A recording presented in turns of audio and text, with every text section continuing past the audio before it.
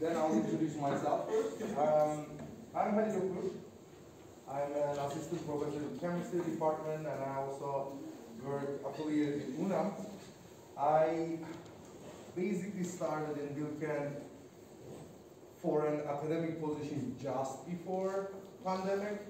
Because I started in fall. After a few months, the pandemic started, so it basically slows down some of the research we wanted to do here. But I wanted to give you a little bit of an overview of what I like to do, what kind of a direction do I want to go with my research. And on top of that, I also want to give a little bit background information about why I'm fascinated or why I wanted to work with water. So the title is, what can we learn from water? Hopefully you have also, and thank you by the way, for inviting me here, first of all. Second of all, I really like the brochure that you guys prepared. It's amazing. It's simple and to the point. I like that too. Thank you, Elijah. But you got it. Good job. Hopefully you haven't only looked at the title. So what can we learn from water can be misleading. If you're expecting anything like that, so just giving you information about the future from the water, that's not the talk. So we're really going to talk about water. The contrast is not perfect, but it is Earth turning around. So water is important because it's one of the main elements, main molecules that basically gives life on Earth. So when you look at Earth from outside, you see a blue marble. That's the unique characteristic of Earth. And when we are looking for life in exoplanets, that's exactly what we are chasing for as well. We try to find water molecules in other planets as well, because the way we understand life cannot exist without water, even without liquid water. And on top of that, it also gives beautiful scenery, right? When you look at it, this is an image from boardroom. You see the green, it's not, is it my angle or it is generally not looking perfect? Okay, it's not looking great, but it is greenery at the background, and then blue water all over the place in boardroom. It's amazing. Another place that I visited, I've done my postdoctoral studies at EPFL, an image from Lake Lamont, Switzerland.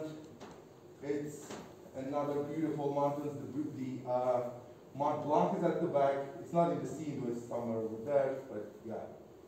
And another one, Niagara Falls. So those are really looking amazing. But again, that's not what we're going to talk about today. It also, since it is a significant portion of the world and it is important for life, it also brings some importance. And nowadays, we are mostly hearing about this as well. In Turkey, we are a country that has that is under stress in terms of clean water levels. So access to clean water will be a big problem in the near future. Here is an image of Lake Urmia from the sky. It's not crystal clear here, but the water level is somewhere over here in 2002. As years passes, it is going all the way up to there. So we are losing the clean water.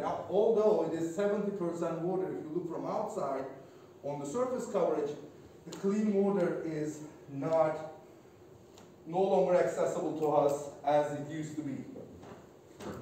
And on top of that, it's one of the sources that nature uses as well. So if we can mimic nature for chasing, for attacking fuel problems, nowadays we are basically mostly dependent on oil, but we have infinite sources of water molecules, and the sun, we start to be using sun and wind more efficiently these days. But if we can generate, this is only one possibility, by photoelectrolysis, one can generate oxygen and hydrogen. Hydrogen can be stored and can be used as an energy fuel again. Why hydrogen is a good energy source? Because the byproduct of it is water. We generally get energy from molecules by oxidizing it And if you oxidize hydrogen, you generate H2O, perfect end product. So it's not going to give any contamination to our work. Okay, but again, why or what is so special with water? I'm just going to do, I was told the audience would be broad, so I wanted to stick a little bit to the basics of water molecule when we basically look at what it is. So it's a molecule where you simply have, it's a triatomic molecule. So oxygen in the center, it has two covalent bonds with the neighboring hydrogen atoms. There are different ways of showing it. Generally, in this ball stick model, oxygen is shown with red and hydrogen with white. In size, the size of the entire molecule is around 3 Armstrong, so the oxygen to hydrogens. And this is also the electrostatic map of it, so there is a charge distribution on that. That's an important point of that. So the oxygen side is becoming partially negatively charged and the hydrogen is becoming partially positively charged, as you can see in this image as well. But probably the fundamental reason why it is very, very different than similar sized molecules and their behavior is different is relying under this image. So it has an oxygen in the center, and as I showed, it can do two covalent bonds with the hydrogens. On top of that, in the oxygen molecule, there are two lone pairs that is sitting on the perpendicular plane. If the hydrogen bonds is on the plane of the screen, the lone pairs are sitting, one is sitting in front of it, the other one sitting at the back of that. That simply gives possibility, especially considering this view of water molecule on top of that, it has partially negatively charges of the lone pairs on the oxygen on both sides, and it has positive charges, slight positive charges, these are not formal charges, on the hydrogens. So the chemical bonds, the covalent bonds are there, but there are these lone pairs looking for some sort of an interaction. And if you put this in a sea of water, so if there are neighboring water molecules, they started to be interacting in this charge-charge interaction. That interaction also has a covalent character too, but for simplicity, I'm just going to keep it as most of these partial charge type of an interaction. So it basically gives rise to one covalent bond, one oxygen, a hydrogen that's covalent the bond. This slightly positively charged hydrogen is interacting with the neighboring oxygen molecule, and the distance here is almost twice of the covalent bond. As you would expect, as the distance gets longer, you would expect a weaker interaction for this partial charge interactions over here. We call this hydrogen bonding, and hydrogen bonding is giving many interesting properties to water. In 3D, as I said, if I put a water molecule in a sea of other water molecules, that's basically what I see. I have one water in the center, so let's go step by step. To covalent the bond, hydrogens to that oxygen. These hydrogens can hydrogen bond to neighboring oxygens of the neighboring water molecules, and at the same time, two other water molecules can interact with it to the oxygen side, the lone pairs, by this two sides. So one is again like these two, hydrogen bonding is on this plane, the other two is on the other plane. This is the tetrahedral coordination. So if you put one water molecule at the center, you can put all the other water molecules in a tetrahedral geometry, and they're all interacting in this scheme. In ice, when everything is in solid form, they basically go to a tetrahedral coordination that gives into this open pore structure. So that forms some sort of a porous structure when it really reaches 4 coordination, like in this case that you are seeing in the middle. But if it is in the liquid form, then water molecule starts to get some degrees of freedom. They start to be easily moving within the liquid. They have enough energy to do that motion. They can beat the KT, can beat some of the hydrogen bonding. So on average, instead of 4 hydrogen bondings per water molecule, they get 3.5. What that means is every other water molecule is missing 1 hydrogen bond. And when that happens, the water molecules in the liquid form can freely rotate, and they can start to be breaking hydrogen bonds and forming hydrogen bonds.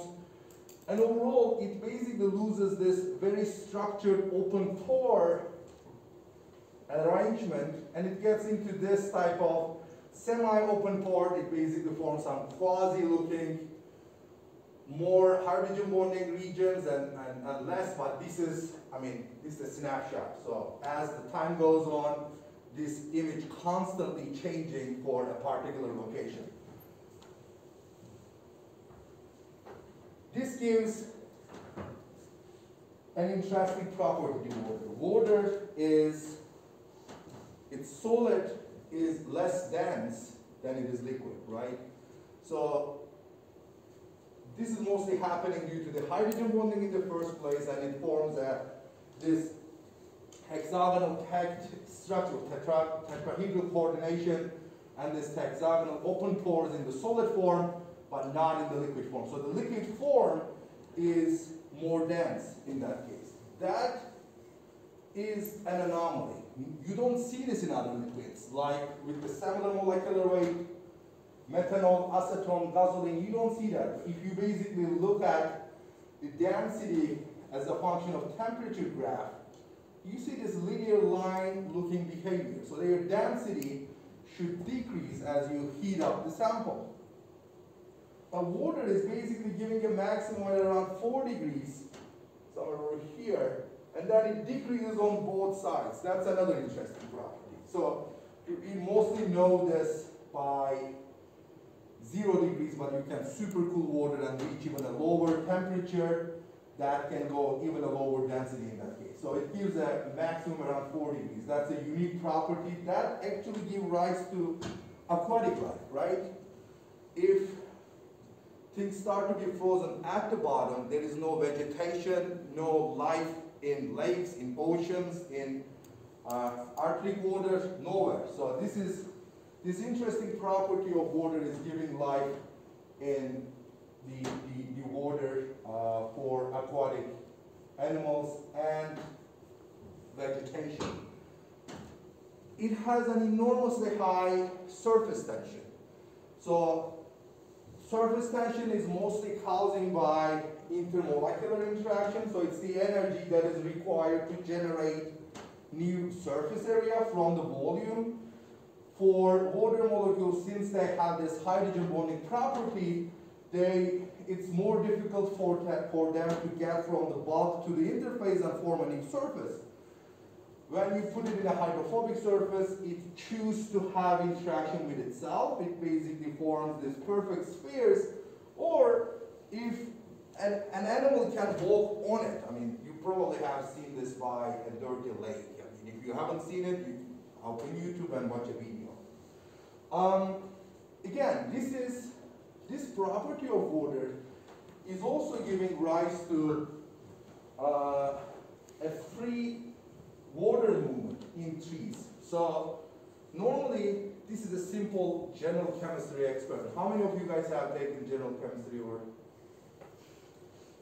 Okay, that's a quite decent number. Even in high school, you probably have known that. So if I have a water level, they are like open on the top. So the leveling is related to what? The pressure, right? The atmospheric pressure. The atmospheric pressure should balance the level. So as long as I have different openings, the water level should be identical. However, I don't know if you can see this clearly in the image. The thick one is adding a level here. As the capillary is getting thinner and thinner, so the blue solution rises up all the way up to there. So this is happening, this is called a capillary force. As the capillary gets smaller, the water molecules don't want to lose their interaction with one another. So they kind of squeeze themselves up. This is known as capillary forces, and nature uses this. In trees, if you look at a palm tree, for example, you see the leaves at the bottom are thicker because they don't want to pay energy for the water movement from the ground to the top of that. So the thicker leaves can get the water movement for free here, but the energy requirement, or it's supposed to get thinner and thinner as you go higher and higher. So on the top, you basically get the leaves super thin fibers because they require a thinner inner volume or diameter, so they can get the water free, moved all the way to the top. I mean, normally if they wanted to use this energy, we probably haven't seen trees at height of above, I don't know, a few meters. Like we know they can go all the way up to 10, 20, 30, 50 meters because of this simple property of water. So they get it for free. Boiling point. So you probably have seen this somewhere else before as well, but just for a comparison, if you are looking for molecules in terms of one can hydrogen on the other one, is probably not, but looking from the hydrogen sulfide, hydrogen selenide, hydrogen telluride, there's a trend. As the size of the central atom rises, you would expect the boiling point to rise because the interactions are weaker in this case, mostly van der Waals type of interactions. And by this trend, you would expect, if the trend is like just extrapolating from this trend, you would expect H2O to be somewhere over here. However, due to its hydrogen bonding properties and strong hydrogen bonding interactions, the boiling point temperature jumps around 150, 170 degrees up. Again, it's a small interaction, relatively big, it's comparable to KT, but it can, as a collective behavior, it can rise up the boiling temperature to a very high value. As a comparison, CH4, SiH4, GeH4, and SNH4, you see the trend is perfectly going down. Okay, as a molecular liquid, water is interesting. That's good. And it is fundamentally different from a similarly sized small molecules. And thus, there are a lot of ongoing research to understand the fundamentals of water.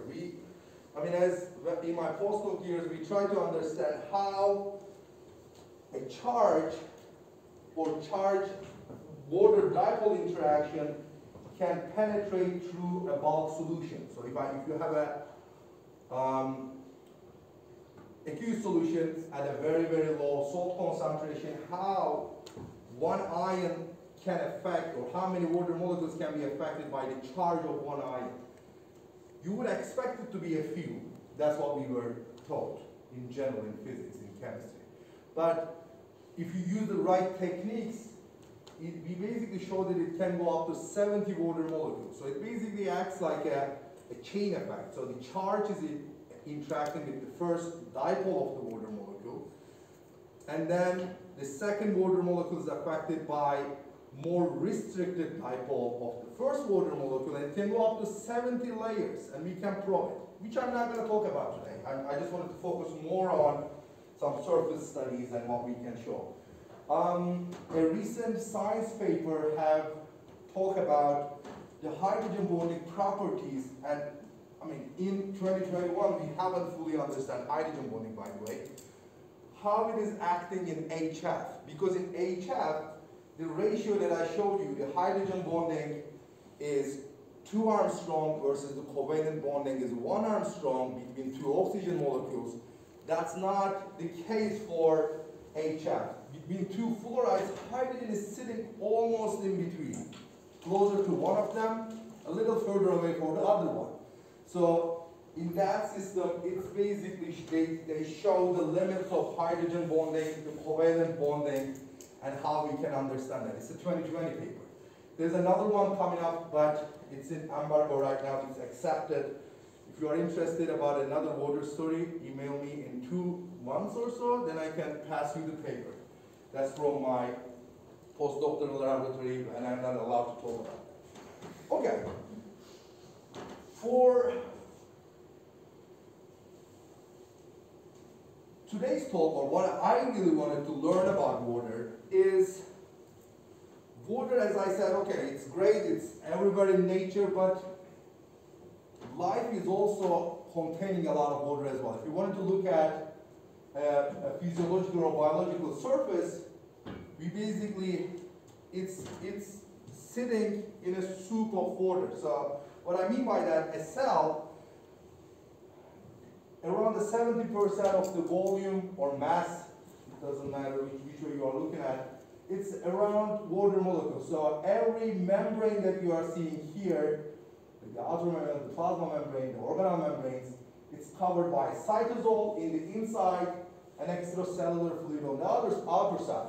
So they are covered fully with water, and this water molecule is not like free water molecules that we are seeing in an ocean, in a cup of water, but it is 1 to 2 nanometer thick water molecules because it's very dense inside, and they are affecting the behavior of these interfaces. That's good. So if you understand the water, then we can understand its behavior. But at the same time, if there is a way we can use water molecule to probe these interfacial surfaces, then the water molecule is already there. I don't need to add any new probe to investigate this surface. So today I'm going to talk about 2 examples which I kind of like them both. I was actually thinking to put another one here, but this is more easy to understand, so I tried to use this one. And the second one, the first one is try to look at the surface around lipid droplet organelle. So it's an organelle in the body, in almost every eukaryotic cell. This is the place where the excess fat is stored. That's why this membrane structure is way different than what nature normally uses. Nature likes to use bilayers because bilayers forming for free. If you add a little bit lipid in the solution, they go to bilayer structure. The hydrophobic parts look one another, and hydrophilic parts are looking towards the water. But in this case, this is the only place you have a very hydrophobic core, and the hydrophobic core of the oil is sitting in the inside, and a hydrophilic, more like amphiphilic lipids are sitting on the surface where the blue color is showing the zebratrionic nature of the lipids outside. These shapes are showing some membrane proteins on the structure, but it is more or less a structure like that, and as you can guess, just out of this is cytosol, it's water. And the second example is going even more down the scale. These examples, as a size range, it's around 100 nanometers to a micron. So we are going from a cell size, which is few microns in size, going down to hundreds of nanometers. And this is a macromolecule surface. You can think this as a protein, which can go as small as 2 nanometers in size. And again, this is sitting mostly in the cytosol, and it has a soup of water with other small molecules around it, and it is doing its function with the presence of water many times, and I'm just going to give you another story about that too. The first one is about the lipid droplet organelle. But first I need to prepare you with the literature. So in the literature, if you wanted to look at how scientists study these type of interfacial problems, when they wanted to understand a biologically relevant surface, what they do, depending on which school of thought you are educated with, you can, if you are from a more biological point of view, what you do, you basically put a large dye molecule. This is just an example, but dye molecules are generally this large. and wanted to investigate the behavior of the surface. So surface molecules, every lipid head group is around 1 nanometer in width.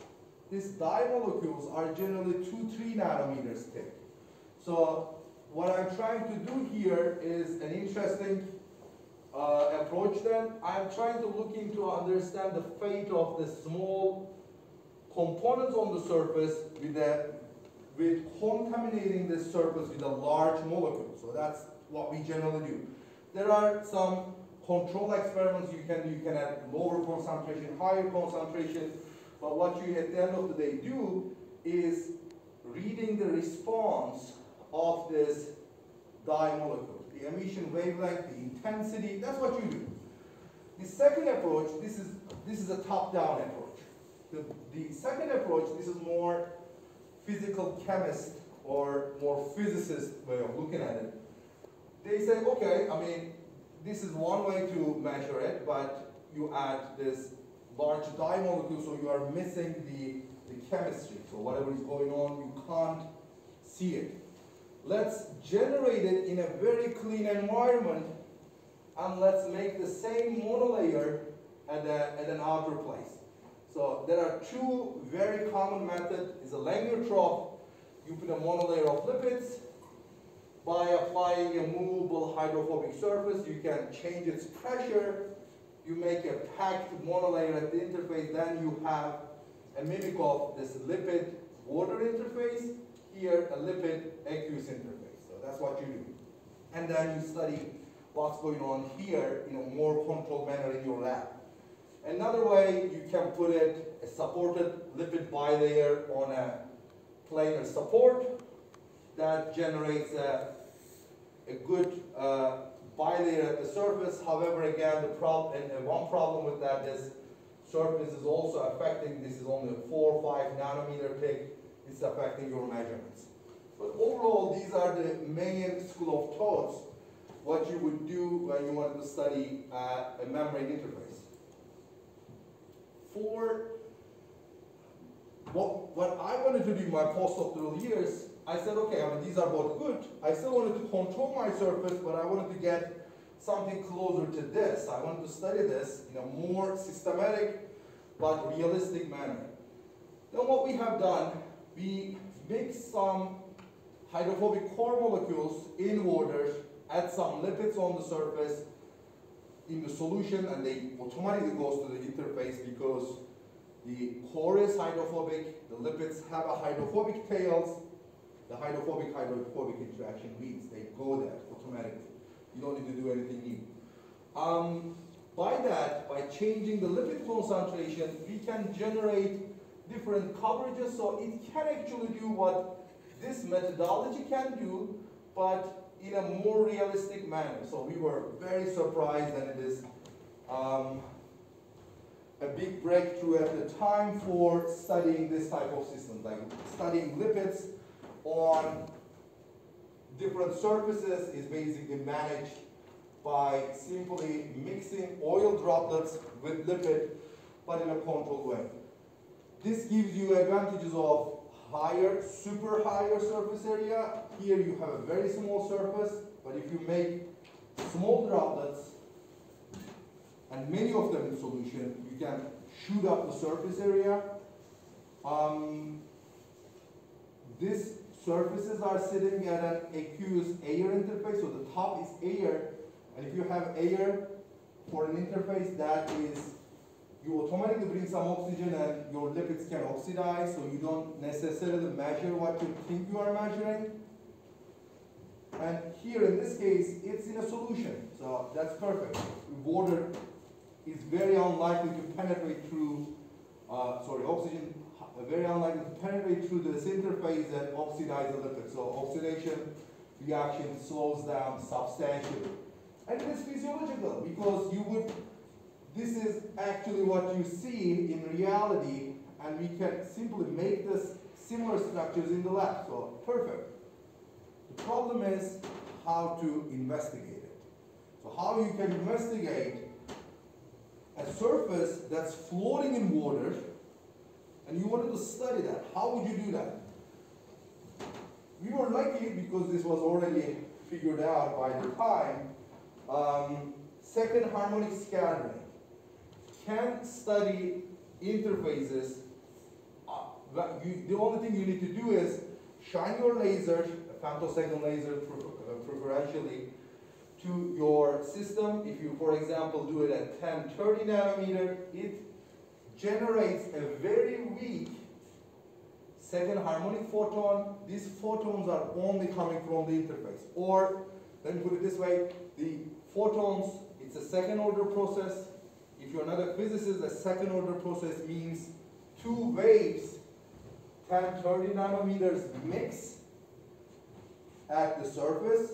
When you overlap them in space and in time, they form a non-resonant process and they generate a new light at 515, green. So you send it near IR laser, it generates 515. And this 515 laser can only generate at anisotropic surfaces. So if you have a perfect symmetry, you get no photons, but if the symmetry is broken, you start to be getting some photons from the surfaces of the droplets they are sitting in the solution in this particular schematic.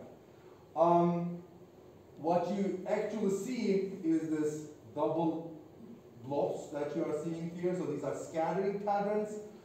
The maximum position give you information about what's happening at the interface. So, and most of the signal, most meaning here is 99.9, is coming from the water molecules. So this technique is allowing us to probe anisotropic water molecules in solutions.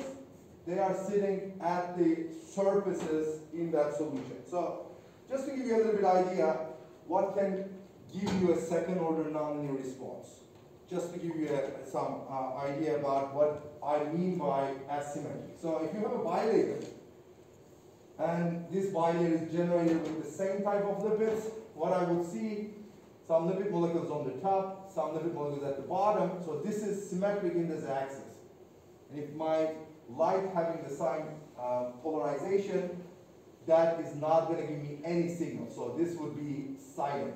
However, if I add some different type of lipid molecules, only one leaflet of this lipid bilayer, then I generated an asymmetric lipid bilayer that will give me signal. From the molecular point of view, if I have all trans alignment of a hydrocarbon, like in this case, all the CH2s are looking in opposite direction and they're canceling one another in terms of orientation, becoming symmetric. However, there is nothing to cancel the CH3. So if I do some spectroscopy on this, I can simply clearly see the CH3 groups at the interface.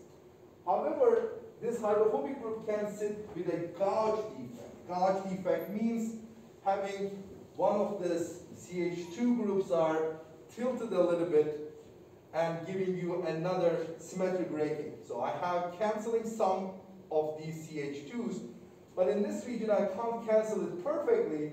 I can cancel in the between. CH3 is there, so I can get signal from these two at the same time. So this is another type of breaking symmetry. This is from the molecular level. But mostly here what I have is lipid molecules at the water interface. The lipid tails are sitting towards the air. The hat groups looking towards the water, and the water molecules here sitting at the interface. So when I try to image this place, then I can simply see my bilayer is asymmetric, my interfacial water is asymmetric, and if I wanted to see some sort of a binding event, to this lipid monolayer, the molecules that are coming to the interface are also becoming asymmetric. What I mean by asymmetric here is, I have water molecule here, I don't have it there. I have a lipid molecule oriented this way, but I don't have a lipid molecule oriented the other way. So that makes an asymmetry that it allows me to see it. This is great. Then, because that's exactly what I have in my system, then I can study the water molecule in this environment. Lipid droplet organelle is an organelle. This is a probably a TEM image of that. It simply has the lipid core and it has a monolayer of lipid. That's very recently figured out that has only a monolayer at the interface. It can only hold few type of lipids. They are generally zwitterionic lipids, PC lipids, phosphacetylcholine, and a lyso-PC lipids as well. So we gone to the lab and we generated similar type of mimicking system where we have a hydrophobic core via hexadecane, and we change the type of lipids at the surface, which are normally present at the surfaces, and try to see is there any difference that we are seeing as we change the lipid characteristic. In order to exaggerate everything, normally in reality what you see in the surface of lipid droplet is a mixture of all these different type of lipids. However, in this case, we've done one sample with all the PPC, another sample with all the MPC, another sample with all the LPC. What these different names means, it's also given in the parentheses. The first number is the number of carbons in the tail. The second number is the number of unsaturated bonds. Unsaturated means a double bond. Like in the case of a DOPC, it has an 18 carbon chain long in the tails, and they have one unsaturated bond on each tail at the 9th position. That's the nomenclature of lipids, so you don't have to know this. But for lyso-PC, that's an interesting one. That has a single tail. So I thought, okay, this could be an interesting study because we have all these lipids already present in the lipid droplet organelle, but let's see what we can learn from this by looking at the border signal at the interfaces. And that's what we see. We made this 5 different samples from DPPC, DMPC, DLPC, DOPC, and lyso-PC, and I put a reference. This is an oil droplet having nothing on the surface. It's a bare oil droplet. When you do a bare oil droplet, what you see is it has a slightly surface charge or a zeta potential at the surface, so it has a slightly negatively charged. If you ask me why that is, I'll tell you, shoot me an email in 2 months. The paper is coming about that. It's phenomenological. It's not known at this moment. There are many hypotheses, but it is not known. So there is some negative charges. That negative charges start to be aligning border molecules at the interface, and you see a high second harmonic intensity. So that's perfect. So negative charge, you see a high signal, border molecules align, asymmetric arrangement at the interface, I get a huge signal. When I add all the other lipids that I tried, except the lyso-PC, they are aligned in a more random orientation, like in the bulk. I see very small signal, if I see anything. They're all sitting in this region. But if I have lyso-PC, lyso-PC start to be acting somewhere in between. So it shows some alignment and some not. The way we interpreted this data, okay, lyso-PC, or this organelle is a unique organelle because water-soluble enzymes supposed to come, lipase, supposed to come and dock to the surface that should start to be digesting the lipid molecules inside when the lipid metabolism should occur. So it should allow from time to time fluctuations in the penetration of these enzymes back from cytosol to the interface. So here, if lyso-PC concentration is high, it allows some pieces of the surface to remain uncovered, like in this picture, and that would easily allow the the enzymes, the lipase, can come and sit on the surface, do the chemical reaction that it wants to do, and dock back. And for other cases, when it wants to store it all, it just doesn't have that much of a lyso-PC, and that's becoming a very rigid interface. So that's, with the simple experiment, by just looking at the interfacial water, we can get some clues about how the biology is acting without adding any other probe by simply using water molecules at the interface. And it also acts like a very good example for utilizing water molecules to probe at the mesoscopic scale. Here it means in the range of 100 nanometers range. My other example will be for the macromolecules. I'll go from 100 nanometer scale to 50 nanometer scale. So is there any significance of having water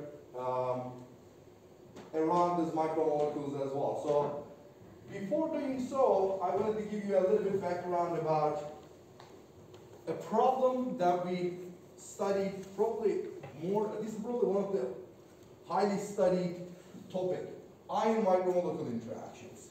So you can find thousands of papers every year showing the same reoccurring trend. So the ions like carbonate, sulfate, fluoride, chloride, bromide, they salt out proteins from the solution. In other words, they decrease the solubility of proteins, but the samely charged, -1 or some of them are -2 charged, negatively grouped ions like bromide to nitrate to iodide, perchlorate, and thiocyanate, they increase the solubility of micromolecules of protein in the solution. So when I'm adding one salt, then I see solubility decreases, and I'm adding another salt, I see solubility is increasing. Again, this is a study that's been done for a long, long time, and people in the beginning, they show the examples of that in the earlier days. Nowadays, people try to understand what's the mechanism behind it. If you look this more recent papers, including mine, you see more mechanistic point of view, what's going on at the surface, where the ion binds, if the ion binds at all, and what is the role of water in this picture. Here is an example. This is a very recent paper. This is hasn't been taught for a long time. So what you would think as a chemist, if an ion or an agent, a drug, wants to interact with a micromolecule, if I have same chemical sites, like in this micromolecule, you can see over here is a PEG. So it's a 5-mer. So you would expect thiocyanate wouldn't care if it is binding to this N group side, to this the termini group, the N group, the penetrate group, or a central group, or if I go further, it wouldn't mind where it is binding. Why? Because what we have taught in chemistry, or probably as a physicist or as an engineer, if the chemical structure is same, it should do the same interaction. You wouldn't expect any difference at all. However, there is a substantial difference here. So what I'm showing you here is NMR chemical shifts of this hydrogens on the CH2 or CH3, depending on the disposition, and how it is shifting as a function of salt concentration. This is a binding assay. So if you wanted to see how one group binds to another group, or how an ion binds to a chemical group, that's type of the experiment you would do. The way the curve generates as a function of salt will tell you if it binds or not. If it is forming this type of a curvature, that's a reminiscent of a Langmuir binding isotherm, and that can basically extracted with this equation that gives you a dissociation constant or a binding constant that tells you if there is a curvature, there is binding. If it is more like a linear structure over here, there is no binding in that side. So the same chemical residues, they are showing me different binding behaviors from the NMR, and from there you can extract what the delta G of binding. So what is the free energy of binding? If it is negative, it's a favorable interaction.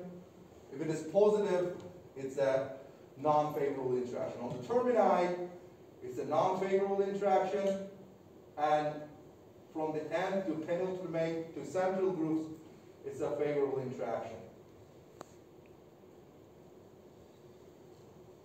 This basically gets back to a bigger problem. Okay, so then we don't necessarily have always micromolecules, but sometimes we have a small amino acid in the solution which doesn't do any specific interaction that should normally occur by looking at this chemistry. However, as it grows to oligomers, to a polymer, the interaction starts to be getting stronger and stronger. And the answer is actually going back to its water hydration. Here I need to teach you one last thing, and then I'll finish after this example. It's basically showing us the vibrational spectrum of water molecules around that different molecule. So one of them is a PEO monomer, and the other one, the red one here, is the 2000mer. So the picture over here.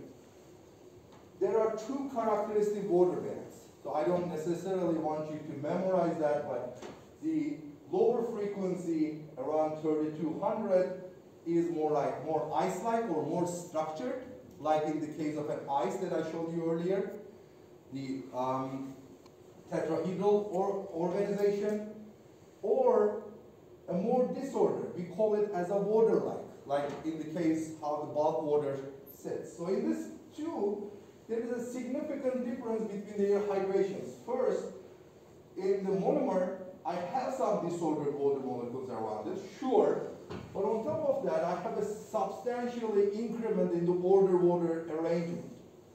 And if I look at the 2000mer, I see everything is almost going to disordered structure.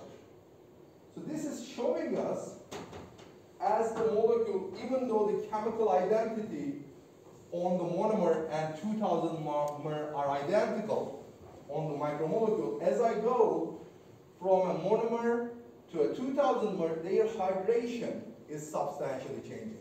So what we have learned from chemistry is not wrong. If there is the same chemical group, I would expect it to bind. Sure, but water doesn't know that.